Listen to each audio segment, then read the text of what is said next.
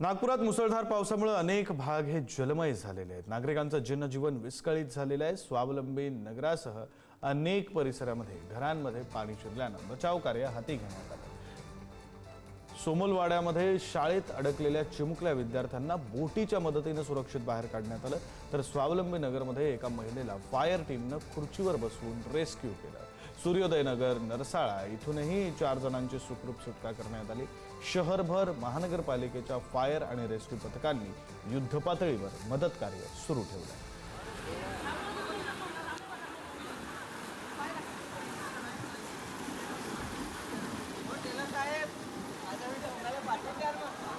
दृश्य आपण पाहतोय नाशिकमधले ही सगळे दृश्य आहेत। नाशिकमध्ये पावसाचा जोर वाढलेला आहे, त्यामुळे अनेक ठिकाणी अशा प्रकारे पूरस्थिती निर्माण झालेली आहे। पाणी साचलेलं आहे।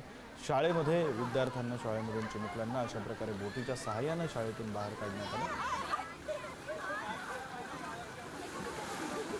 सोमलवाड्यातल्या शाळेतली हे दृश्य आहे। तर सूर्योदय नगर, नरसाळा इथून सुद्धा 4 जणांना रेस्क्यू करण्यात आलं। वॉटरप्रूफ आहे म्हणून आपल्याला काय नाही।